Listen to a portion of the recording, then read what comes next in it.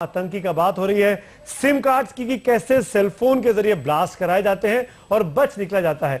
अब आपको वो नियम बताते हैं जो दूरसंचार विभाग ने आतंकी से निपटने के लिए बनाए गए हैं। सिम कार्ड के लिए ग्राहक का फोटो जरूरी है, पहचान पत्र और घर के पते का प्रमाण भी जरूरी है। बिना वेरिफिकेशन किसी को भी सिम कार्ड नहीं मिल सकता और वेरिफिकेशन के बाद ही सेवा चालू करने का आदेश है। हर गलत वेरिफिकेशन पर मात्र 1000 रुपए का जुर्माना है और पहले से चालू सिम कार्ड बेचने पर प्रतिबंध है। तो ये नियम कायदे हैं और खुलकर इनकी धज्जियां उड़ा जा रही हैं। सुमित, पेनल्टी भी है 1000 रुपए की। काफी बड़ी पेनल्टी है। जी जी। पर साहब मैं माफी चाहता हूं, आपसे पहले बात नहीं कर पाया। महेंद्र साहब इशारा कर रहे हैं कि कानून तोड़ने की फितरत है हम हिंदुस्तानियों की, हम लोगों की, हमारी आदत में है। पर सवाल ये कि जिम्मेदारी किसकी है? ये मैं आपसे, क्या ये सेलुलर ऑपरेटर्स को तय करना है? क्या ये दिल्ली पुलिस को तय करना है? किसकी जिम्मेदारी है कि सिम कार्ड ऐसे आसानी से ना मिले?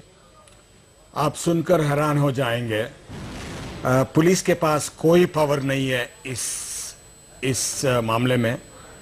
वो सारी जिम्मेवारी आपने जो गाइडलाइंस और जो डायरेक्शंस जो दिए गए हैं सर्कुलर, उसमें ही लिखा हुआ है। सारी जिम्मेवारी है सेल फोन जो डीलर है उसके ऊपर जिम्मेवारी लगाई है। और जिम्मेवारी लगाई है जब तक पहले तो उन्होंने आइडेंटिटी एस्टैब्लिश करनी है, जैसा आपने समझाया है अबाउट द एड्रेस, आइडेंटिटी, सब कुछ प्रूफ लेना है उन्होंने। और जब तक वो लेने के बाद वो उन्होंने अपने एजेंसीज के थ्रू वेरीफाई करने के बाद ही चालू कर सकते हैं सर्विस। मैक्सवेल साहब, अगर डीलर ही फोटो लगा रहा हो, डीलर ही आइडेंटिटी क्रिएट कर रहा हो, तो ये कितना खतरनाक है? हाँ, इसीलिए अभी पुलिस के पास कोई मैकेनिज्म नहीं है। बिल्कुल, ये सुनकर आप हैरान हो जाएंगे। बिल्कुल, ये बाकी में अभी तक कोई लॉ नहीं बना है पुलिस को इस पर जो एक्शन करने के लिए। और ये महत्वपूर्ण एक चीज तय हो रही है इस बहस में कि AK-56 से और RDX से कहीं ज्यादा खतरनाक हथियार आपके पास है। बिल्कुल, और ये ज्यादा नुकसान पहुंचा सकता है किसी को भी, कभी भी। वक्त है ब्रेक के बाद लौटेंगे, इस चर्चा को आगे बढ़ाएंगे कि आखिर क्यों ऐसा कोई कानून नहीं है कि पुलिस के पास इतनी ताकत हो कि इन गैर कानूनी चीजों को रोक सके। इस छोटे से ब्रेक के बाद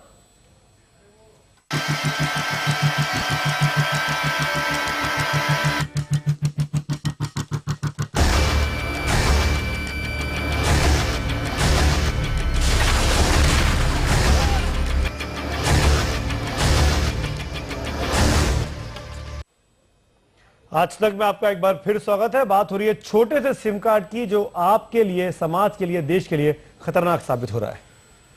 आपके नाम पर सिम कार्ड सिर्फ राजधानी में ही नहीं बेचे जा रहे। हमने 2 और बड़े शहरों की तहकीकात की, कोलकाता और जयपुर में खरीदने निकले सिम कार्ड, और क्या हुआ उसके बाद ये आप खुद देखिए।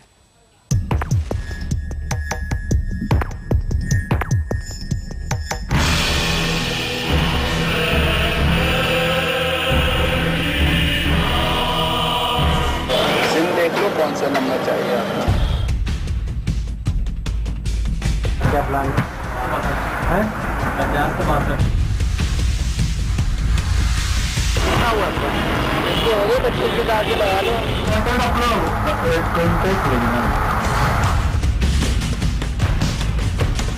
पहुंच गया घोड़ा। बांग्लादेश की सीमा से सटे पश्चिम बंगाल की राजधानी कोलकाता हुजी और इंडियन मुजाहिदीन के आतंकवादियों का पुराना गढ़ रहा है। पिछले बम धमाकों में कोलकाता से 2 ईमेल मोबाइल फोन से भेजे गए।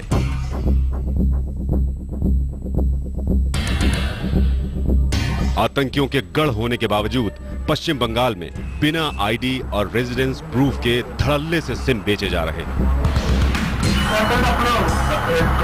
आज तक की टीम ने कोलकाता हवाई अड्डे के पास ही कई डीलरों को जब परखा तो पाया कि बिना आईडी चेक किए यहां सिम कार्ड बिक रहे हैं।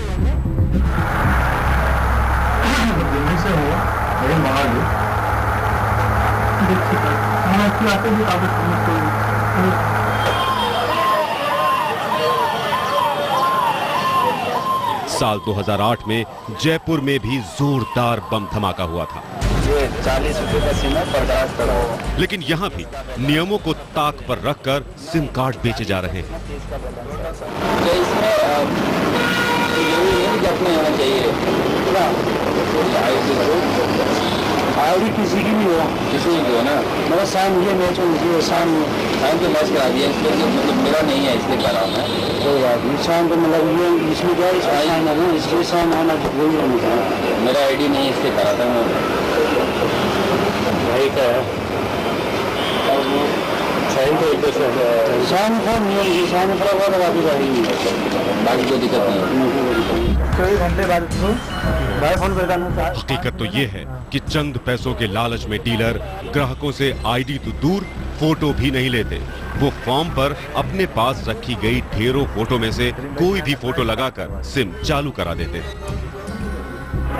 तो आईडी वगैरह कैसे करोगे? वो मेरी फिर करती है। हाँ, उसमें मेरा नाम नहीं है, कोई नाम नहीं आएगा आपका। आईडी लगेगी, आईडी लग जाएगी, नंबर चालू हो जाएगा, किसी की कोई वो नहीं। 4-5 नंबर तो हमको घंटे में चालू चाहिए। ये अभी मैं यहाँ से आधा घंटा लगेगा विकास नंबर को। अच्छा, उसके बाद ये सारे नंबर चालू हो गए, 5 दिन में सारे चालू हो गए। उधर COAI यानी cellular operator association of India का कहना है कि देश में सभी सेलफोन ऑपरेटर्स कंपनी नियमों का पालन करते हैं। So there are two things you are required to do. One is to obtain proof of identity and then proof of address. Those are the two things you absolutely have to do before you have an activation. Now those guidelines are presented to us, so you have to fill out the form, the CAF form, provide us with a photograph that has to be authenticated, and then in addition you have to provide us with certain amount of documents that establish your address.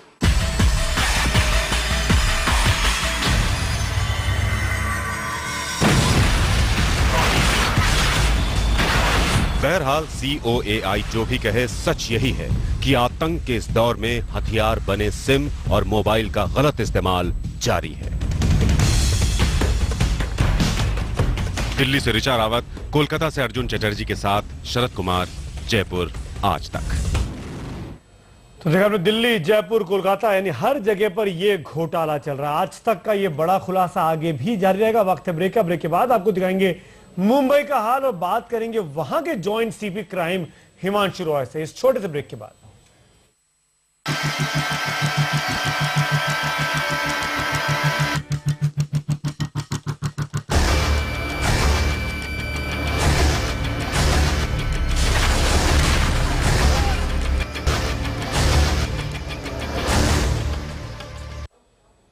तो आज तक पर बड़ा खुलासा जारी है। हमारा खास कार्यक्रम आप देख रहे हैं। नाम आप